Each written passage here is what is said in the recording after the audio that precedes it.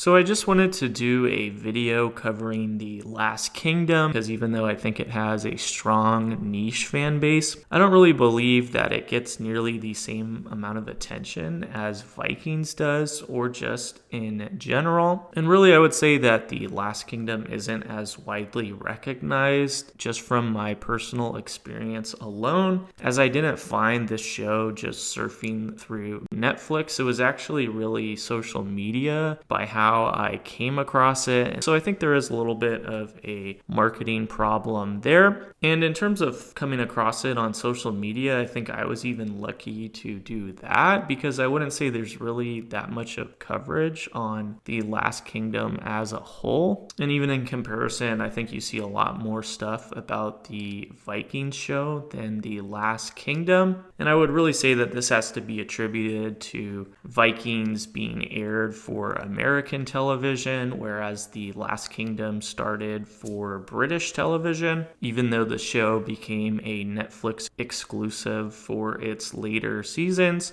But I would also say around the same time that the later seasons started really evolving on Netflix is also around the time of the release of the Kenobi series on Disney Plus, which I think also hindered its more widespread attention in a lot of ways. And I think for a lot of times now, a lot of reviews on big name projects, whether they're good or bad, can often overshadow the attention given to other works. But I also wouldn't say that the show is fully underground, as it again does have a bit of a niche audience and a big appeal in some ways. And I also really just think that the Last Kingdom is a great show in my own opinion, so I do think it deserves a little bit more attention. But really going into what exactly the Last Kingdom is in terms of its background, you have the show being based on the novel series or the Saxon stories by Bernard Cornwell, which also covered the history of England along with the Viking Age. And each season is based on a subsequent series of novels, with the Last Kingdom movie being based on the 13th and final novel. And to really break down the plot and overall narrative of the show a little bit further in comparison to Vikings, you really have the Last Kingdom being the opposite perspective of this time period, as Vikings is told mostly through the Vikings perspective, whereas the Last Kingdom is told pretty much from the English perspective, even though I would say there is a lot of overlap in between the two, such as certain main characters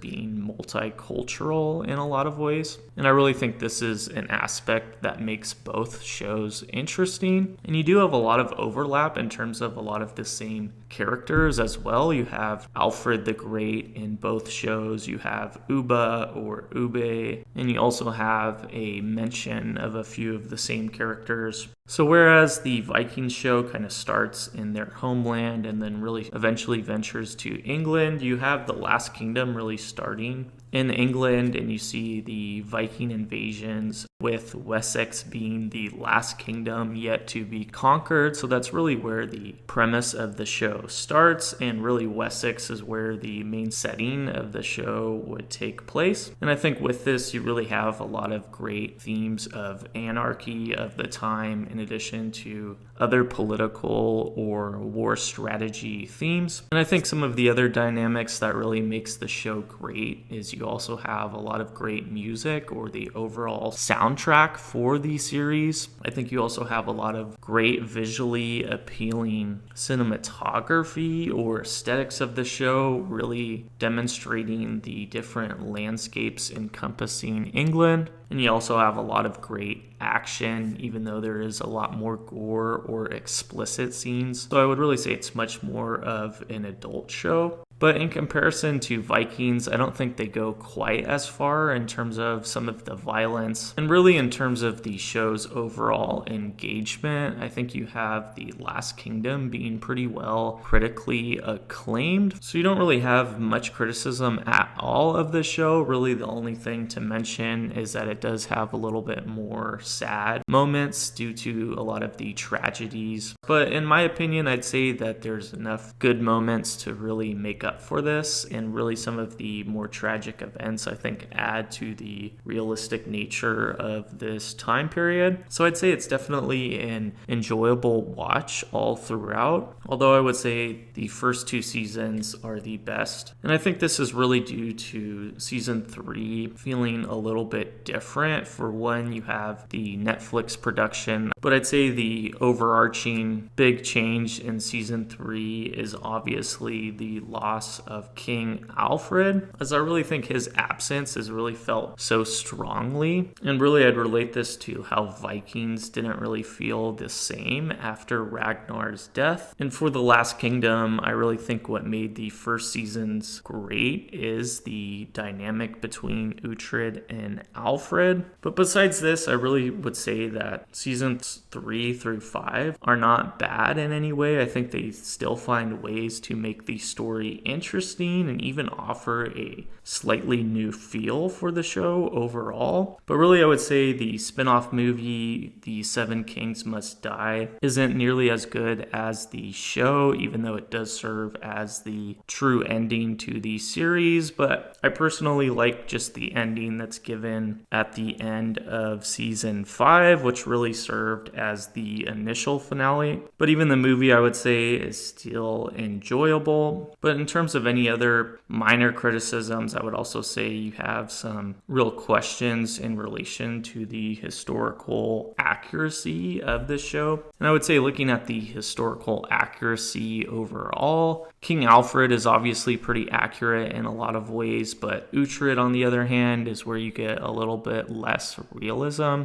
And I do think that he has obviously a lot of plot armor and is kind of like a superhero in some ways, which does make him a little bit less realistic. But you do have the Uhtred character being based on Uhtred the Bold of Northumbria, but really the critical difference here was that Uhtred the Bold came just about a century after the events of the Last Kingdom, so he never would have crossed paths with King Alfred. But besides this, you have a lot of accuracies to his character. And I'd still say that an Uhtred-like character could have been possible, as Alfred chooses not to write him in their history for a number of reasons. And then you also have Alfred's son, King Edward, which is of course his successor, who I think is also realistic in some ways, but not exactly as accurate in his depictions in the show. And really, I think this stems from some critics or historians really describing him as not being quite as weak or unassertive as he is presented in the show. And I really think for the show, this was obviously to add to the drama and the contrast between different characters. But besides those characteristics, I would say that King Edward is pretty accurate. Besides that, you also have someone like Father Bioka, who is just inspired from the clergy in general of this time, which was pretty realistic in a lot of ways, and obviously a lot of the different kingdoms or regions is all historically accurate, and a lot of the major battles fall pretty close to what's described in history as well. And besides just England, you also have portrayals of the UK overall, such as features of Scotland and Wales, which do seem pretty realistic, in addition to some of the smaller regions in this area. And really, to summarize, I do think that the show is just such a great complement to Vikings. I think if you've seen one, you most likely are going to like the other. But feel free to let me know your thoughts on this, and I'll see you later.